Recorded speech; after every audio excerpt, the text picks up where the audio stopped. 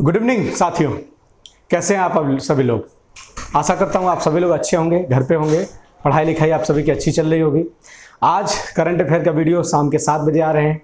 इसका कारण एक ये है कि मैंने सोचा कि मॉर्निंग में कर दूं, फिर सोचा कि शाम को कर दूंगा तो फ़ायदा ये रहेगा कि सैटरडे का भी करंट अफेयर हम लोग काउंट कर लेंगे और फिर मंडे को हम लोग संडे का भी कवर कर लेंगे। तो इसलिए मंडे को ज़्यादा बर्डन नहीं पड़ेगा, इसलिए मैंने ये सारी चीज़ें की। ठीक है ना।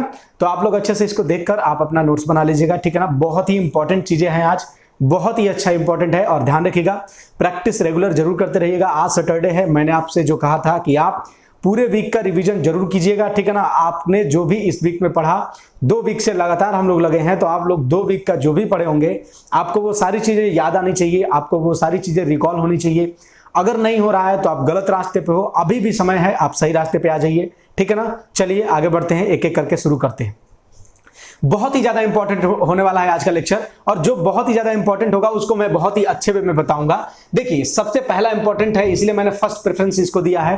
पहला है इंटरनेशनल योगा दिवस। ठीक है ना। इंटरनेशनल योगा डे यानी अंतर्राष्ट्रीय योगा दिवस। ठीक है, ये ध्यान रखेगा। कब मनाया जाता है? 21 जून को मनाया जाता है। ठीक, कल मॉर्निंग में हम लोग सुबह उठ के योगा जब करेंगे तो आप सभी पता चल जाएगा कि कल क्या है, योगा दिवस है। यानी 21 जून को हम क्या मनाते हैं?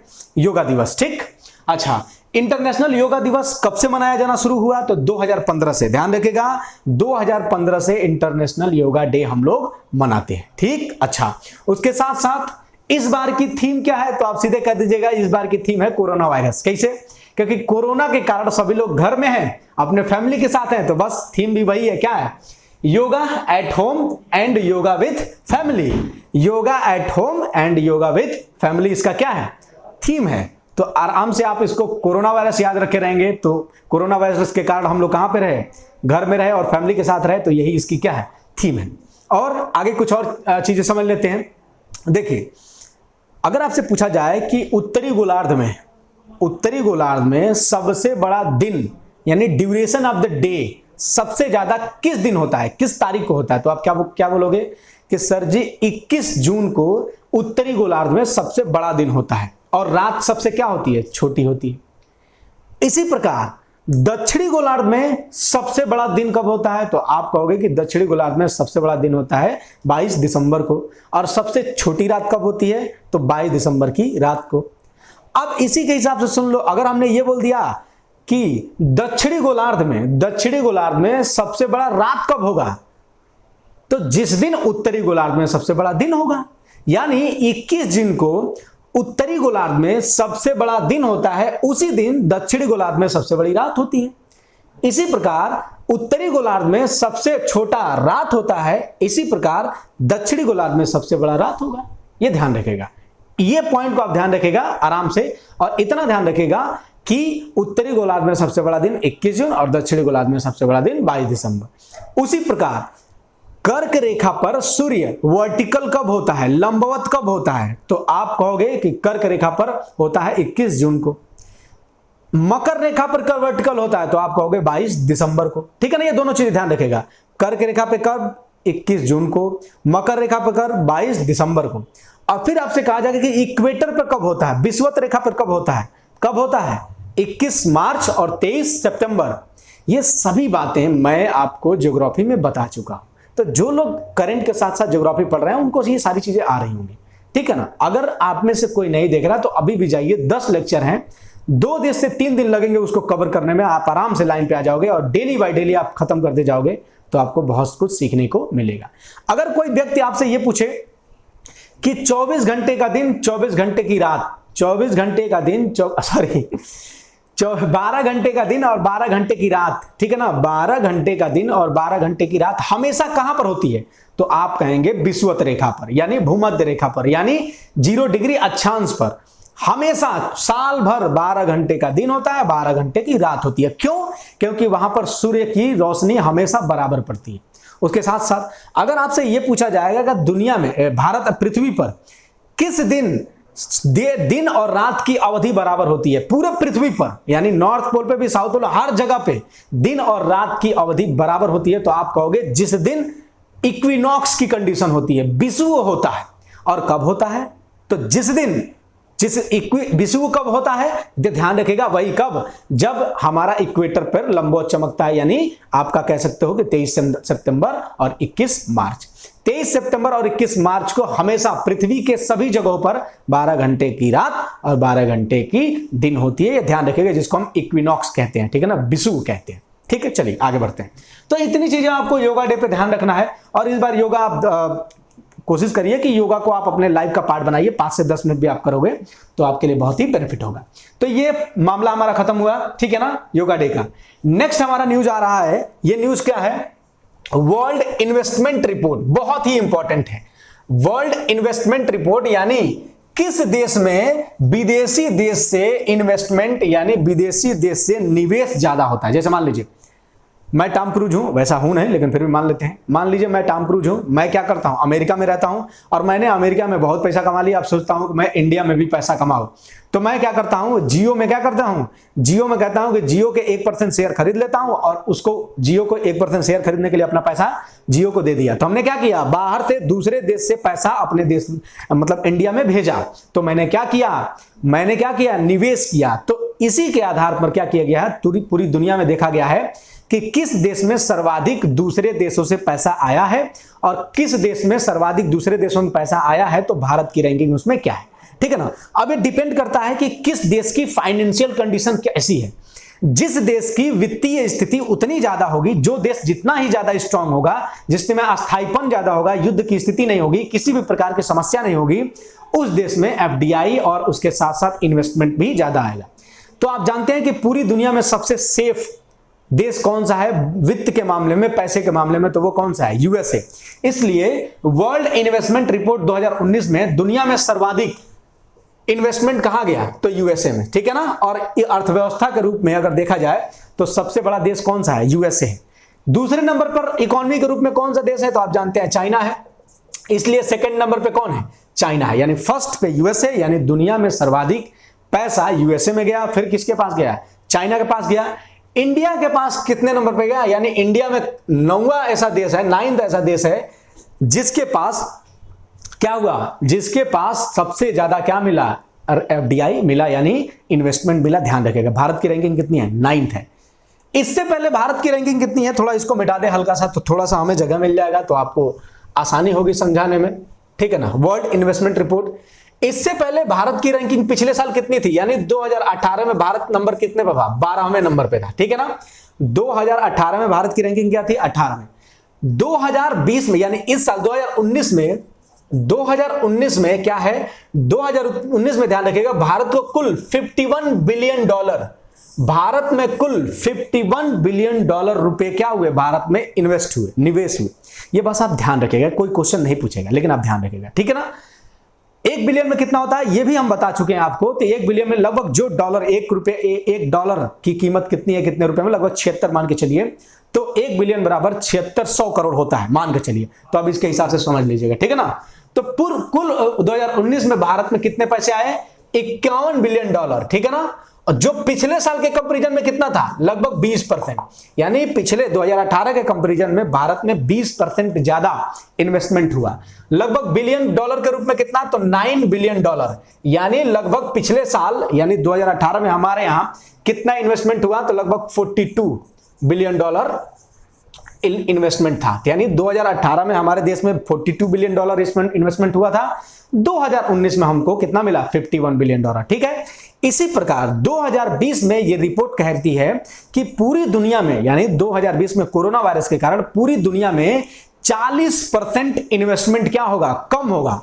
पूरी दुनिया में इन्वेस्टमेंट कितना परसेंट कम होगा, 40%। और साउथ एशिया में यानी हमारे दक्षिण एशिया में लगभग 45% इन्वेस्टमेंट क्या होगा, कम होगा। यह ध्यान रखेगा, यानी भारत में भी इस साल 2020 में इन्वेस्टमेंट क्या होगा, कम होगा। यह रिपोर्ट जारी किसके द्वारा किया जाता है, तो यह रिपोर्ट जारी किया जाता है UNCTAD, जिसको हम कहते हैं अंकटाड, ठीक है ना, अंकटाड। यह अंकटाड का फुल फॉर्म क्या है, तो United nation conference on trade and development, United nation conference on trade and development. एक बार और समझ लीजिए, United nation conference on trade and development. अच्छा, ये कब बना, तो यूनाइटेड नेशन ने इसको बनाया 1964 में। कब बनाया? 1964 में। और इसका हेड कौन है इस समय? तो मुखिसा, MUKHI ऐसे, मुखिसा कितुवी, ठीक है ना। ये सब आपको पीडीएफ में मिल जाएगा। फिलहाल आप बस इतना ध्यान रखिए, अंकटाड के हेड कौन है? मुखिसा कितुवी। और कब बना था? 1964। किसके द्वारा बना था? तो जिसके आगे UN लिखा होगा तो समझ जाइएगा किसके द्वारा बनाया गया? यूनाइटेड नेशन के द्वारा बनाया गया, ठीक है ना। चलिए इसको मिटाते हैं। ठीक, तो जितना भी ट्रेड से रिलेटेड मैटर होता है ये अंकटाड ही देखता है। जैसे एक कॉन्फ्रेंस हमने आपको बताया था, क्या? अनक्लूज। ध्यान रखिए, जब हम आपको ज्योग्राफी पढ़ा रहे थे लगभग तीसरा या चौथा लेक्चर, तो उसमें हमने आपको अनक्लोज बताया था, तो वो भी एक कॉन्फ्रेंस था, ये भी एक कॉन्फ्रेंस है। इन्वायरमेंट में भी हमने एक कॉन्फ्रेंस बताया था, UNFCCC।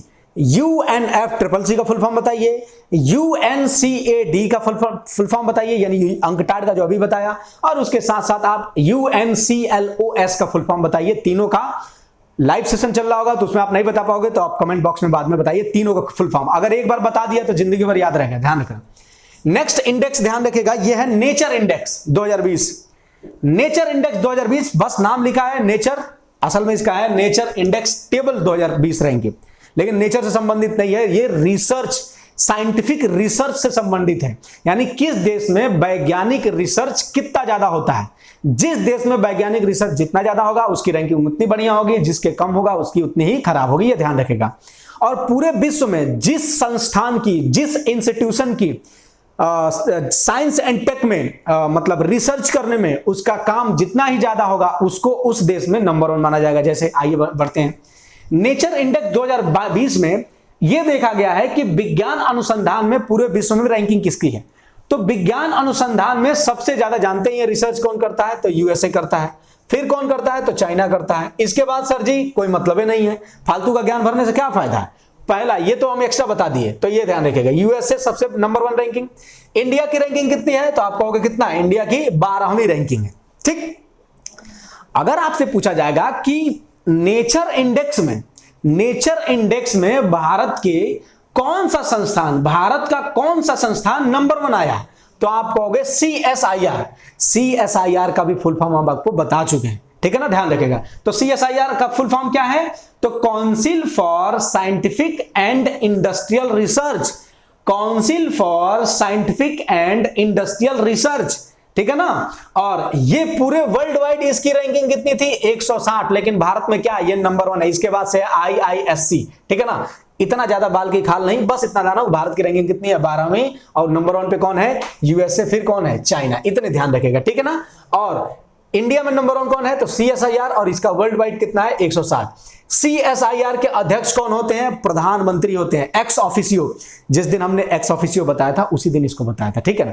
तो CSIR के हेड कौन होते हैं हमेशा? तो PM होते हैं, ठीक है ना, प्रधानमंत्री के अंतर्गत आता है। और CSIR की स्थापना कब हुई थी?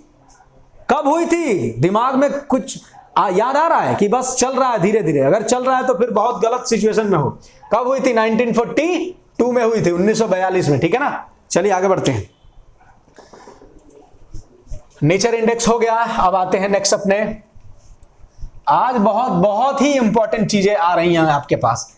अब देखिए, ये थोड़ा आप बस जान सकते हैं, कोई ज्यादा इंपॉर्टेंट नहीं है। कह रहा है कि शारजाह ऑनलाइन इंटरनेशनल शतरंज चैंपियनशिप, शारजाह ऑनलाइन इंटरनेशनल शतरंज चैंपियनशिप को किसने जीता इस साल? तो सखरियाल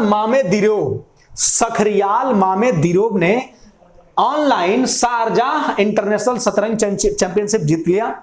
दूसरे नंबर थे भारतीय, इसीलिए हमने आपको इसको लिखवाया, नहीं तो नहीं लिखवाए होते, पेताला हरिकृष्ण भारत के जो हैं वो सेकंड नंबर पे रह गए। फर्स्ट नंबर पे सखरियाल मोमेदिरो रह गए। सखरियाल मोमेदिरो कहां के हैं? तो आप जानते हैं अजरबैजान के हैं, अजरबैजान, ठीक, अजरबैजान की कैपिटल क्या है मुन्ना? तो आप कहोगे सर जी बाकू। अजरबैजान की कैपिटल क्या है? बाकू।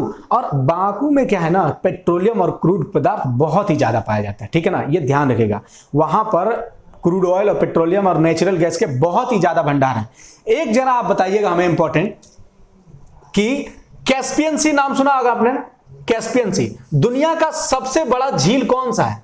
तो आप कहोगे कैस्पियन सी। और दुनिया की सबसे बड़ा खारे पानी की झील भी कौन है? तो यही है, कैस्पियन सी। क्या आप बता सकते हो कि क्या अजरबैजान की सीमा कैस्पियन सी से लगती है क्या? क्या अजरबैजान की सीमा कैस्पियन सी से लगती है क्या? ठीक है ना, मेरा हमें बताइएगा। ठीक है, आगे बढ़ते हैं।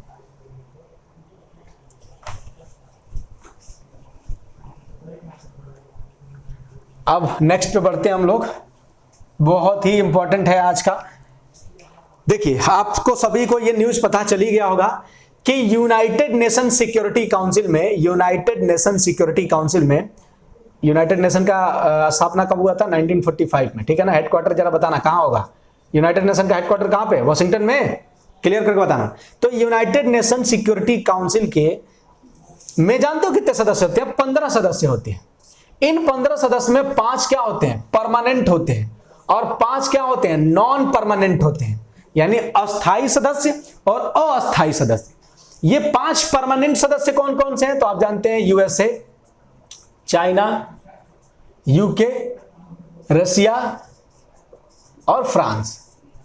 ये 5 क्या है? परमानेंट रहे, यानी ये हमेशा उसके सदस्य रहेंगे और इनके पास वीटो पावर होता है। ठीक है ना।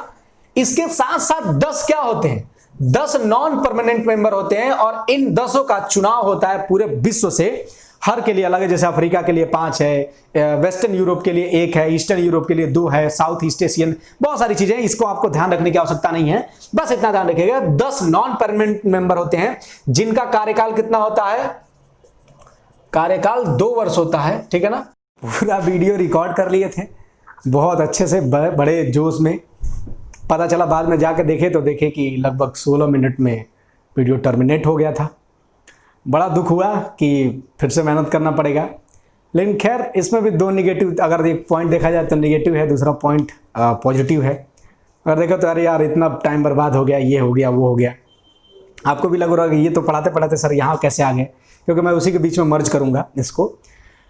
लेकिन फिर भी एक पॉजिटिव ये भी है कि कोई बात नहीं, एक अच्छे वे में हो सके कुछ चीज़ें नहीं छूट गई होंगी, उसको और अच्छे से हम लोग सीखेंगे। घबराइए मत। हाँ, कुछ चीज़ें आपको इसमें यूएनएससी को मैं फिर से दोबारा बताने जा रहा हूँ, ध्यान रखिएगा। देखिए, यूनाइटेड नेशन सिक्योरिटी काउंसिल, ठीक है ना। आई होप कि मैं इसमें बता चुका हूँ, लेकिन फिर भी एक बार और समझ लीजिए। यूनाइटेड नेशन सिक्योरिटी काउंसिल कब हुआ था स्थापना? 1945 में। हेडक्वार्टर हमने आपसे पूछा था, इसका हेडक्वार्टर कहाँ पे है बता दीजिएगा। उसके बाद से ये हमने बताया था कि इसमें कुल 15 सदस्य होते हैं। 5 क्या होते हैं? परमानेंट, और 10 क्या होते हैं? Non permanent.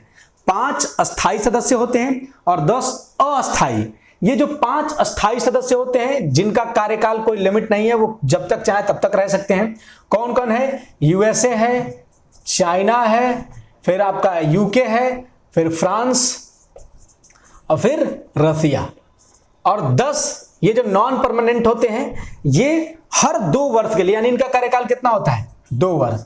यानी ये सिर्फ 2 वर्ष के लिए चुने जाते हैं, और ये 2 वर्ष के लिए चुने जाते हैं, लेकिन विभिन्न रीजन से चुने जाते हैं। जैसे अफ्रीका से 5 आते हैं, वेस्टर्न यूरोप से 1 आता है, ईस्टर्न यूरोप से 2 आता है, आपका साउथ ईस्ट एशियन से भी 1 आता है। ये आपको नहीं जानना है कि कहां से कितने आते हैं, बस आप बेसिकली ध्यान रखिएगा कि 15 सदस्य होते हैं, 5 परमानेंट और 10 नॉन परमानेंट। परमानेंट जो होते हैं, जो क्या बोलते हैं, कौन कौन है? USA, China, UK, France, Russia, जिनके पास वीटो पावर होता है। नॉन परमानेंट कौन है? जो 2 साल के लिए होते हैं, ये सिर्फ किसी में प्रस्ताव दे सकते हैं, इतना ध्यान रखिएगा। अच्छा, भारत कौन से नंबर पे? भारत इस बार 8वीं बार यूएनएससी का मेंबर बना है।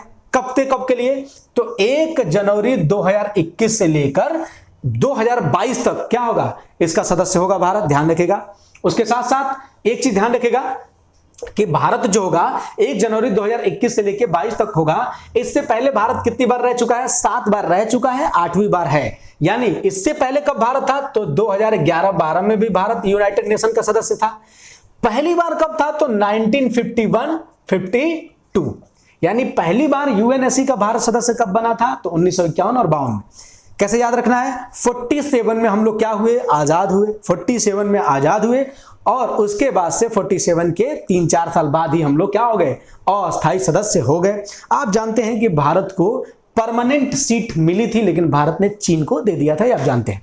उसके साथ साथ आपको ये ध्यान रखना है, ये तो 5P, इनको 5P भी कहते हैं, 5P नेशन।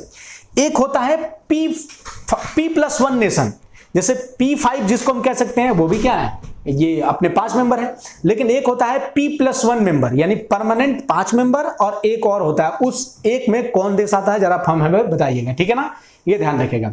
और ये तो आप जानते ही हैं। उसके साथ साथ आपको और क्या ध्यान रखना है कि जो इसके साथ साथ भारत के साथ 3 और देश सदस्य बने हैं, कौन कौन, आयरलैंड जिसकी कैपिटल क्या है, लिस्बन, ठीक है ना, उसके साथ साथ आपको आयरलैंड की कैपिटल क्या है, डबलिन, ठीक है ना, ध्यान रखेगा। और मैक्सिको की कैपिटल क्या है, बहुत बार बता चुके हैं, मैक्सिको सिटी। और नॉर्वे की कैपिटल आपको बताना है, ठीक है ना, ध्यान रखेगा। आयरलैंड, डबलिन, मैक्सिको सिटी और नॉर्वे की कैपिटल आपको बताना है कमेंट बॉक्स में। इसके साथ साथ अगर आपसे पूछा जाए कि इंडिया के यूनाइटेड नेशन में अस्थाई प्रतिनिधि कौन है, अस्थाई प्रतिनिधि, तो वो है टी.एस. त्रिमूर्ति। टी.एस. त्रिमूर्ति भारत के क्या है, यूनाइटेड नेशन में अस्थाई प्रतिनिधि हैं, ध्यान रखेगा, ठीक है ना। ओके, तो इतनी चीजें आपको ध्यान रखना है, क्या बोलते हैं, यूएनएससी के बारे में, ठीक है ना। मैंने सारी चीजें कवर कर ली है। और हाँ, एक चीज और आप हल्का सा ध्यान रख सकते हैं कि असल में देखा जाए तो इस बार भारत का नंबर नहीं था अस्थायी सदस्य बनने की। सभी देश अपने में एक सेटिंग कर लेते हैं और सबका एक नंबर आता रहता है, ध्यान रखेगा। भारत का नंबर नहीं था, नंबर था ये अफगानिस्तान का, लेकिन भारत का अफगानिस्तान से बहुत अच्छा प्रेम संबंध, दोस्ती है, इसलिए अफगानिस्तान से भारत ने रिक्वेस्ट किया कि आप हमें क्या दीजिए, आप हमें ये 21-22 की सीट दे दीजिए। क्यों? क्योंकि 22 में हम लोग मनाने वाले हैं 75वीं वर्षगांठ, किसकी, अपनी आजादी के।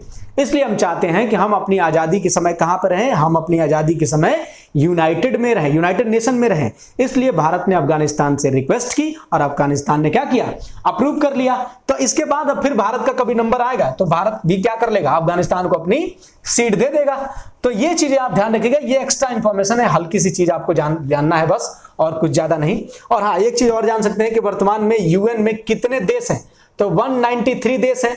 और भारत को कितने देशों ने समर्थन दिया, 184 वोट भारत के पक्ष में पड़े थे, ध्यान रखिएगा। तो आप समझ सकते हो कि भारत की स्थिति वर्तमान में फॉरेन अफेयर में बहुत ही अच्छी है, ठीक है ना, तो ध्यान रखिएगा। अच्छा, आगे अब देखिए, कोविड-19 की वजह से सभी प्रोग्राम इधर उधर चेंज हो रहे हैं, तो आप इसमें ध्यान रखिएगा। एशियाई युवा पैरा गेम्स कहां होंगे, बहरीन में होंगे। बहरीन की कैपिटल का नाम क्या है, Manama city, Manama city. Bahrain की कैपिटल क्या है, मनामा सिटी। और ये कब होगा, तो 2021 में होगा, ठीक है ना, ध्यान रखिएगा। एशियाई युवा पैरा गेम्स कहां होंगे, बहरीन में होंगे। कब होंगे, दिसंबर 2021 में। कैपिटल कौन है, मनामा, ठीक है ना। आगे चलते हैं।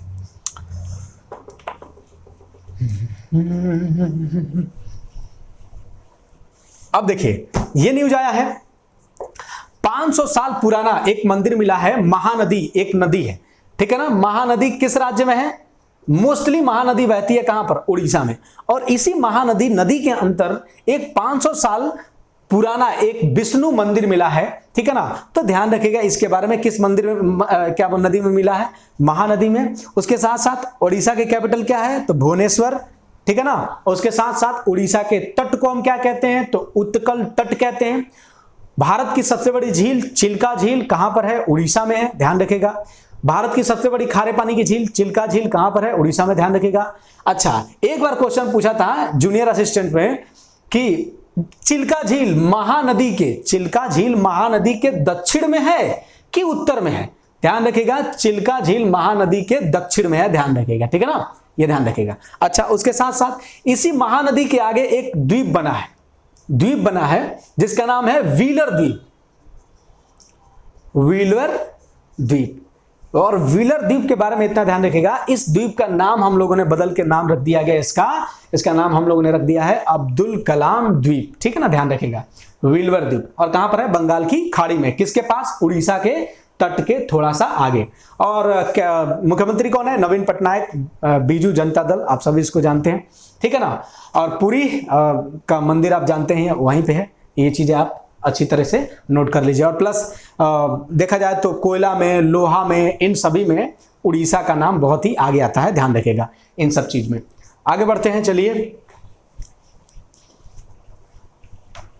अब आइए, पिछले साल एक करंट चल रहा था बिहार के लिए और पूरे भारत में, तो खादी मॉल बनाने की तैयारी चल रही है। जैसे नॉर्मली आप लोग कपड़े खरीदने जाते हो मॉल में या फिर कोई भी सामान खरीदने जाते हो तो वहां पे हर एक चीज आपको मिलता है, लेकिन एक ऐसा सिर्फ मॉल मिलेगा जिस मॉल में सिर्फ और सिर्फ क्या मिलेगा, खादी कपड़े मिलेंगे। आप जानते हैं कि महात्मा गांधी जी खादी को कितना प्रेफरेंस करते थे, तो इसीलिए महात्मा गांधी जी के सपनों को साकार करने के लिए भारत ने क्या किया है कि एक खादी मॉल तैयार किया है। कहां पर, बिहार के पटना में। और इसी खादी मॉल के कौन ब्रांड एम्बेसडर बने हैं, तो वो बने हैं पंकज त्रिपाठी। और पंकज त्रिपाठी के बारे में आप जानते हैं कि अभी हाल ही में इनको बेस्ट सपोर्टिंग एक्टर का क्या मिला है, नेशनल अवार्ड भी मिला है। और उसके साथ साथ आप ये भी जानते हैं कि इनको कालीन भैया के नाम से भी जाना जाता है, तो इनके बारे में आप अच्छे से जानिएगा, बहुत ही अच्छे एक्टर हैं। तो ये चीजें बिहार से आप ध्यान रखिएगा।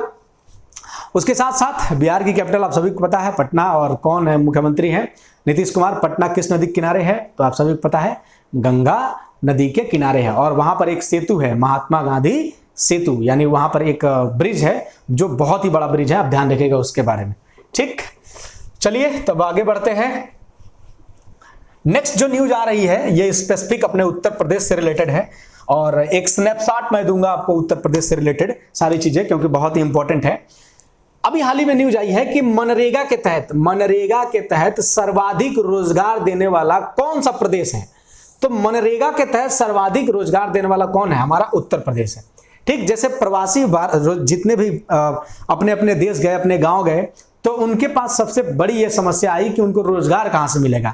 तो हुआ कि मनरेगा को फंडिंग दी जाए और उसके तहत गड्ढे उसके साथ साथ तालाब खुदवाना या फिर सड़क का निर्माण करना, पुल का निर्माण करना, ये सारी चीजें गांव में कराई गई हैं। तो उसमें रोजगार किसने दिया है, मनरेगा ने। फुल फॉर्म इसका ध्यान रखिएगा, Mahatma Gandhi national rural employment guarantee act. Mahatma Gandhi national rural employment guarantee act कब आया, 2005 में आया, लेकिन लागू कब हुआ, 2006 में। ध्यान रखिएगा, Mahatma Gandhi national rural employment guarantee act कब आया, 2005 में, लेकिन लॉन्च कब हुआ, 2006 में। ठीक है ना। उसी के तहत यूपी में सर्वाधिक क्या किए गए, रोजगार दिए गए। और उसके बाद आप यूपी के बारे में क्या जान सकते हैं, तो 800 किलोमीटर का हर्बल प्रोजेक्ट, ठीक है ना। हर्बल प्रोजेक्ट किसने लॉन्च किया, हर्बल रोड प्रोजेक्ट, यानी रोड के बीच में कुछ पेड़ पौधे लगाए जाएंगे। कौन है, यूपी। फिर उसके साथ साथ उज्ज्वला योजना के तहत सर्वाधिक गैस सिलेंडर बांटने वाला सबसे बड़ा राज्य कौन है, यूपी। प्रधानमंत्री स्वच्छ भारत योजना के तहत सबसे ज्यादा टॉयलेट बनाने वाला राज्य कौन है, यूपी। प्रधानमंत्री आवास योजना के तहत सर्वाधिक आवास बनाने वाले कौन सा सबसे बड़ा देश है, यूपी। ठीक है ना। उसके साथ साथ उजाला स्कीम के तहत सबसे ज्यादा एलईडी बांटने वाला राज्य कौन है, यूपी। हर एक चीज में लगभग यूपी क्या है, नंबर 1 है। उसके साथ साथ यूपी के बारे में और क्या जान सकते हैं, जैसे इन्वेस्ट इंडिया प्रोग्राम चला था, वैसे इन्वेस्ट यूपी प्रोग्राम किसने लॉन्च किया, अपने उत्तर प्रदेश ने। उसके साथ साथ एक और ध्यान रख सकते हैं आप कि अभी हाल ही में हम लोग 2-4 दिन पहले पढ़े हैं कि श्रमिक रोजगार सेवा योजना आयुक्त कमेटी, एक कमेटी का निर्माण हुआ था, जिस कमेटी का काम क्या था कि कितने भारत में श्रमिक हैं, उन श्रमिकों को काम कैसे दिया जाए, इन सभी से रिलेटेड एक मुद्दे पे बात करनी थी। तो ये कमेटी बनाने वाला भारत का पहला राज्य कौन था, तो यूपी था। ठीक है ना, ये ध्यान रखेगा। उसके साथ साथ आप ये भी जान सकते हो कि 600 मेगावाट का एनर्जी पावर पार्क बनाने वाला राज्य कौन सा राज्य है, तो अपना उत्तर प्रदेश है। उसके साथ साथ आप ये भी ध्यान रख सकते हो कि ये तो हो गया पावर प्लांट वाला और करना। उसके साथ साथ एक और पॉइंट है, अगर आपसे क्वेश्चन पूछा जाए कि नेशनल वायरोलॉजी इंस्टीट्यूट कहां पर है, नेशनल वायरोलॉजी रिसर्च इंस्टीट्यूट कहां पर है, तो आप कहोगे Pune. National ads research institute कहां पर है, तो आप कहोगे पुणे। इसी प्रकार एक वायरोलॉजी इंस्टीट्यूट पुणे में है, तो एक और वायरोलॉजी इंस्टीट्यूट बनाने की बात हो रही है, कहां पर, अपने लखनऊ में। ठीक है ना। तो ध्यान रखेगा, नेक्स्ट जो होगा यानी अगला एक वायरोलॉजी इंस्टीट्यूट कहां पर होगा, अपना लखनऊ में। तो ये भी आप अच्छे से इसको कंठस्थ कर लीजिएगा। उत्तर प्रदेश के सीएम कौन है, आप सभी जानते हैं, तो इनको बताने की आवश्यकता है नहीं। उसके साथ साथ ये ध्यान रखेगा, एक सीजोथेरेक्स सिकुस रूमेनेसिस, बड़ी खतरनाक नाम है। बस इतना ध्यान रखिए, क्या है, एक प्रकार की मछली है, और ये मछली की प्रजाति कहां खोजी गई है, तो अरुणाचल प्रदेश में। ठीक है ना। तो अरुणाचल प्रदेश में सीजोथोरेक्स सिकुस रूमेनेसिस, ये मछली की प्रजाति खोजी गई है। अरुणाचल प्रदेश के सीएम कौन है, पेमा खांडू हैं। और अरुणाचल प्रदेश के राज्यपाल लगभग 99.9% है कि बीडी मिश्र हैं। ठीक है ना, आप कंफर्म करके बताइएगा कैसा लगा आपको, ये जरूर बताइएगा। ठीक है ना, और उसके साथ साथ आप ध्यान रखिएगा अपने घर का, अपने खुद का ख्याल रखिएगा आप लोग अच्छे से। और फिर उसके साथ साथ आप इस पढ़ते रहिएगा। आप कोशिश करिएगा कि पूरे वीक में हमने जो भी पढ़ा, 15 दिन से हम लोग का जो शेड्यूल चल रहा है उसमें आपने क्या गेन किया, आप जरूर एक बार मंथन कीजिएगा। सारी चीजें आपको रिवाइज होनी चाहिए, सारी चीजें जो आपने 1-2 हफ्ते में पढ़ा उन सबको आपको आपके दिमाग में ये कंठस्थ होना चाहिए। अगर नहीं हो रहा है तो आप गलत रास्ते पे हो। उसके साथ साथ चाइनीजों का बहिष्कार करने के लिए अपने दिल में एक रोड मैप तैयार रखे रहिएगा, सिर्फ कहना नहीं है, करना भी है। उसके साथ साथ कहीं भी फालतू डेटा देने से बचिए। हाँ, एक और बहुत ही इंपॉर्टेंट है आपके लिए, जैसे आजकल कई लोग ये फैला रहे हैं कि ये ऐप इंस्टॉल करो, ये ऐप क्या करेगा, आपके फ़ोन में जितने भी चाइनीज ऐप है सबको डिटेक्ट करेगा और 1 मिनट में बस एक बटन दबाने से वो सारे चाइनीज ऐप खत्म हो जाएंगे। इन बहुत बेकार शब्द निकल रहा है, लेकिन इन जैसे लोगों से बच के रहना आपको, क्योंकि ऐसा कुछ नहीं होता भाई साहब, वो फर्जी के ऐप्स होते हैं आपके डेटा को चुराने के लिए। आपका नाम, मोबाइल नंबर, फ़ोन नंबर, ये सारी चीज़ें, ईमेल एड्रेस आपके चोरी हो जाएगा। उसके साथ साथ जो भी इंफॉर्मेशन आपके फ़ोन में होगा, फ़ोटो से लेके सारी चीज़ें वो लीक हो सकती हैं। और उनका प्रयोग आप सोच रहे हो मैं कौन सा अंबानी हूँ, मैं क्या करूँगा, ये क्या बोलते हैं, इन सब चीज़ों से मुझे कोई फ़र्क नहीं पड़ता। भाई साहब, आपको लगता है फ़र्क नहीं पड़ता है, लेकिन इन सभी चीज़ों का आपके डेली लाइफ में बहुत फ़र्क पड़ता है। आपके फ़ोन पर अनयूजुअल मेल्स, फ़ोन कॉल्स या फिर अनयूजुअल आपके पास मैसेज आने शुरू हो जाएंगे, जिसके बाद आप परेशान हो जाएंगे। जैसे बहुत आप देखते होंगे मॉल्स वगैरह में जाते हैं, आप कहते हैं आइए सर आइए, आप दोनों, आप लोग बहुत प्रेटी लग रहे हो, आप लोग बहुत खूबसूरत लग रहे हो, एक हमारा एनुअल फंक्शन होने वाला है, 5 साल हमारा मॉल का हो रहा है, आप लोग ये फ्री में कार्ड भरिए। और इंडियंस जहाँ फ्री मिला, अरे लाइन लगा लो भैया, दुबई हम लोग भेजेंगे या फिर स्विट्जरलैंड भेजेंगे, ट्रिप रहेगा, पूरा खर्चा हमारी तरफ से। और आप लोग चलो बढ़िया है, भर ही देते हैं, आप भर देते हो बढ़िया से फॉर्म। एक लोग चले जाएंगे ठीक है, लेकिन उसके पास इतने लाखों इन्फॉर्मेशन आ जाते हैं कि उसको बेच के करोड़ों कमा लेता है। आप पर खर्चा करेगा 5 लाख, लेकिन उस इन्फॉर्मेशन को बेच के वो करोड़ों कमाएगा। तो बच के रहिएगा ऐसे लोगों से, अपने डेटा का ख्याल रखिए और अपना ख्याल रखिए, माता पिता की सेवा करिए और देशभक्ति मन में जगाए रखिए, सिर्फ कहने के लिए नहीं, करने के लिए भी। तो चलिए मिलते हैं आपको नेक्स्ट डे, तब तक के लिए जय हिंद, जय भारत।